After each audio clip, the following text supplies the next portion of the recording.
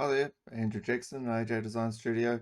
Got a video today. We're going to cover some drafting on smooth forms. So this is a pebble form which I've borrowed from a previous project.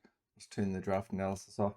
So you can see this pebble form. I've taken this through Rhino and run some deform operations on it to make the form a bit more fluid, bit of a bend in it.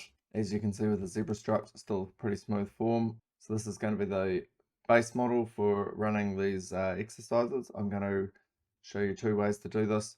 One with a tangent draft and one with a curvature continuous draft. So as you can see with the top plane, that's going to be our line of draw. So if we go draft analysis, you can see there where we go out of draft there, 3 degrees negative and 3 degrees positive. Okay, so the first thing we need to do is I need to make, we'll decide on this one, I'm going to make the draft 3 degrees. So we'll go insert curve split line and use the silhouette option. Silhouette option, you pick the line of draw. So in this case, top plane, you pick all the surfaces that you want to split at 3 degrees from the line of draw. Whoops, I forgot to put an angle in there. You can go 0 degrees. Right, 3 degrees. Okay, and then we want to add the negative 3 degrees split line. So we go insert curve split line, pick our line of draw again, which is top, reverse direction, 3 degrees, and then we'll pick the surface underneath our positive 3 degree line. Push enter. So now we've got a positive 3 degrees and negative 3 degrees split line. So if we go draft analysis, top, you can see there our split lines line up exactly with the 3 degrees positive and negative. Okay, next thing to do is go insert base delete and delete the resultant surfaces that is outside of our draft condition, like that. Okay, now I'm going to create two ruled surfaces, and the ruled surfaces are going to be tangent to surface, and maybe we'll make them 1 millimeter long. And so first up, we'll pick this edge here and we'll go select open loop. We'll go OK. We'll hide that. And then we'll go ruled surface again. Instead of shortcut, I'll go yes. So for ruled surface, you go insert surface, ruled surface. Okay. And so now the bottom edge, select open loop, 1 millimeter, and make sure you got trim and knit on, and go OK. So if I go up here to my surface bodies and show both of those, so we've got two ruled surfaces, and because they're tangent to a surface that terminates at 3 degrees positive or negative from the line of draw, if I hide my main surfaces there and go draft analysis and go top, and just make that 2.9, you can see there we've got one ribbon ruled surface is on negative 3 degrees and the other one is on positive 3 degrees. And that looks pretty consistent right the way around. Okay, so we'll close draft analysis. Now we want to trim these with each other, so we end up with just the resultant pieces on the inside. So you can go trim neutral and pick both surfaces and remove, and pick the pieces to remove, and that should knit them together as well at the same time. And then we'll show the outside surfaces and we can knit all that together. And then go insert boss base, thicken. We want to create a solid. Okay, so now we've got a solid body again, and that has a draft of 3 degrees on it, running to an explicit split line, which you can see there. And we run a draft analysis. Top plane, just reduce this because sometimes Solidworks can't render exactly the draft there. That could be because of the mesh it's using for the analysis. So you just take a 0.1 off the line of draw. And as you can see there, that's terminating nicely at our split line here. Okay, now as I said, this is the tangent version. So this line here, we've got a tangent, a G1 connection between our primary surfaces and our sort of draft ruled surface. There's no this ruled surface isn't following the curvature of these input surfaces, and that becomes apparent if you go zebra and move your zebras in, and you can see here this line here comes around and there's a sharp kink, so that means that is a G1 connection. So you know it's G1 because there's a kink, there's not a disconnect in the stripe. If the stripe went up there and had a this stripe here continued on at a different point, that means it's G0. Okay, and if we turn off our edges, you can, and I'll just turn up the render quality. I have to do it this way.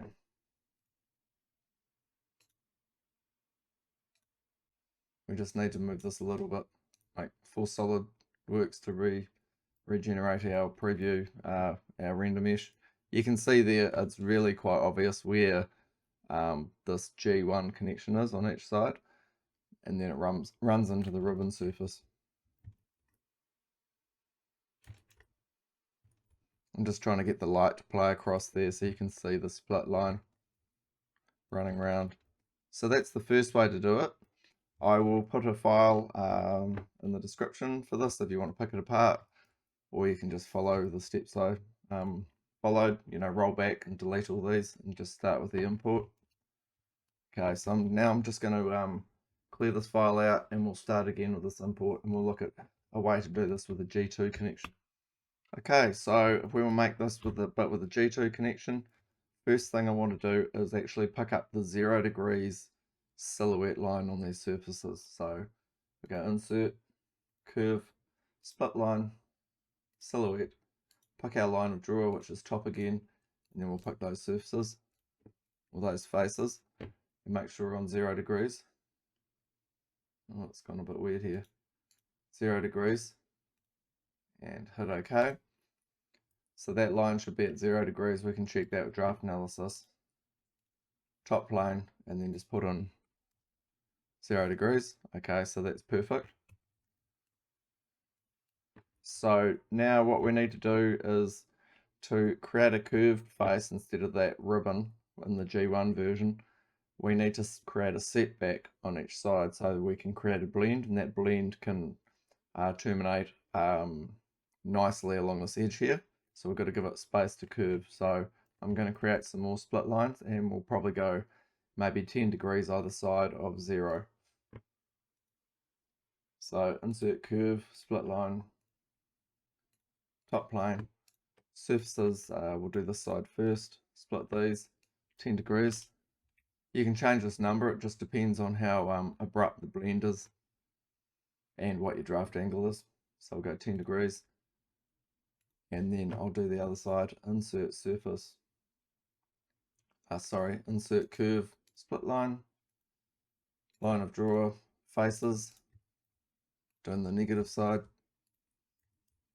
and reverse direction, 10 degrees. Okay.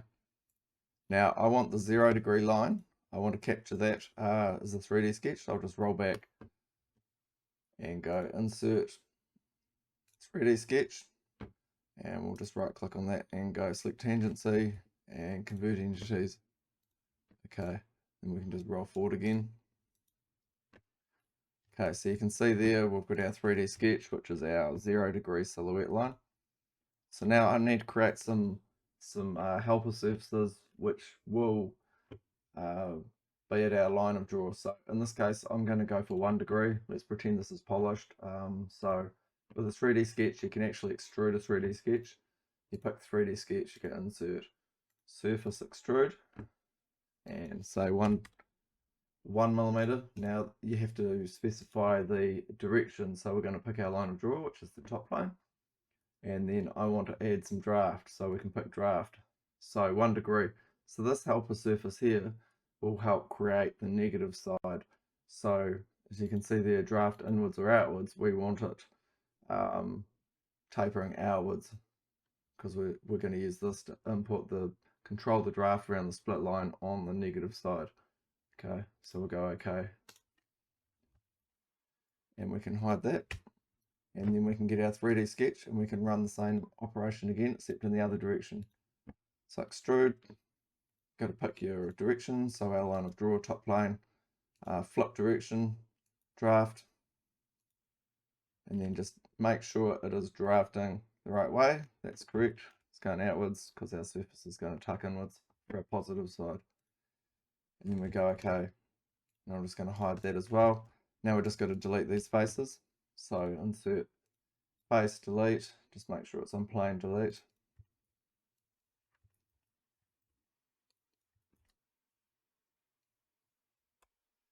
Okay, so let's do the bottom, the negative side first. So we go show with our helper surface. Now, instead of doing the boundary surface blend as one entire loop, it seems to slow down when it's a closed boundary, so I'm going to do it in 4 quarters and then knit them together. So I might fast forward through this a little bit on the video. So I'll do the first one. It's boundary, so insert surface boundary, and first side I'm going to pick is the side we want to go curvature continuous to, and the second edge will be our helper. So the first edge we want to just pick curvature to face, second edge we want to pick tangent because we only need tangent to the surface. We don't want to make a flat area here by making it curvature continuous, and then we go okay, and then just repeat that round. I'm not assuming my modification to this pebble form in Rhino is symmetric, so I'm going to build 1, 2, 3, 4 surfaces rather than building one and then mirroring it over. Okay. So next surface boundary, pick the surface edge that I want to go curvature continuous to, and then the tangent, the draft helper, and again just curvature and tangent. I'm not worrying about the second direction. I'm just assuming they're going to line up because they've got the same boundary conditions.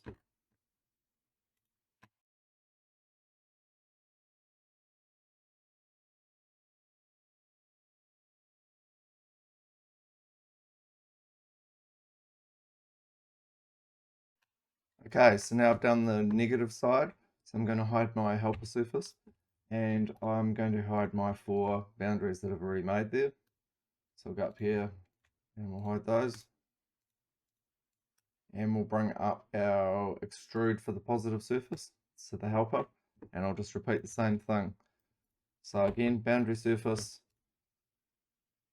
pick the side that's going to be curvature continuous, pick the side that's going to be tangent, set up the boundary conditions, and go okay. And I'll just skip through this. I'm going to repeat it again 3 more times.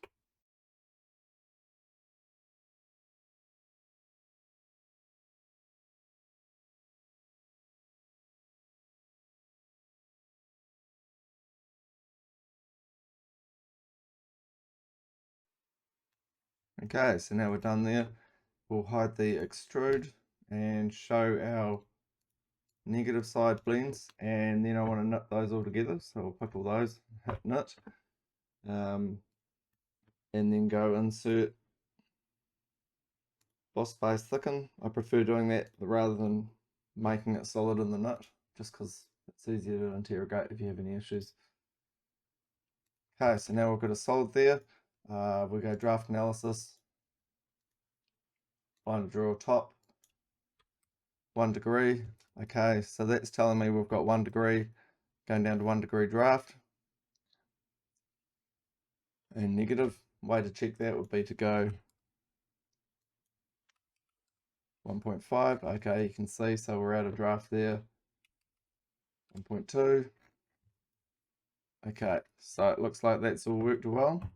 Now we want to check what the surface continuity is like. So just make sure we've got a decent render mesh. I can't see any mesh triangles in there, so that's good. And we'll just try and get the light to play off the part line. It's going to be harder to see in this model than the other one. Okay, so I can see one distinct line there, which is great compared to the first version, which is the G1 version. You could probably make this same setup as I've done here, but make the blend G1 on each side, so tangent and tangent, rather than curvature and tangent. Hopefully you can see this, see the resultant part line. It helps too, because I've dropped this down to 1 degree draft, but you get the idea. So if you were to increase the draft angle, you probably want to, if I bring up my edges, if you were to increase the draft angle, you probably want to increase this, the negative and positive sort of setback. This was 10 degrees, so you might want to make that 15 or something, just so there's a smoother curvature. If I turn the curvature plot on, you can see what's happening here. So it's coming around and then it's sort of flattening out a bit here as it comes to the part line. And if we turn zebra stripes on,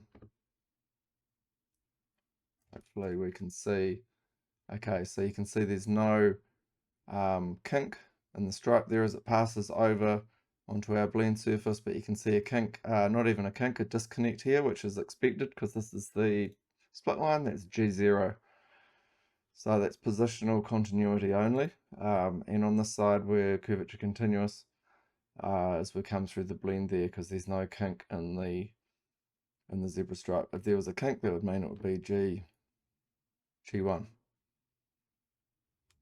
Okay, so that's it for me. That's drafting on smooth forms and how to pick split lines where they haven't been modeled in explicitly and trying to integrate them smoothly into a form.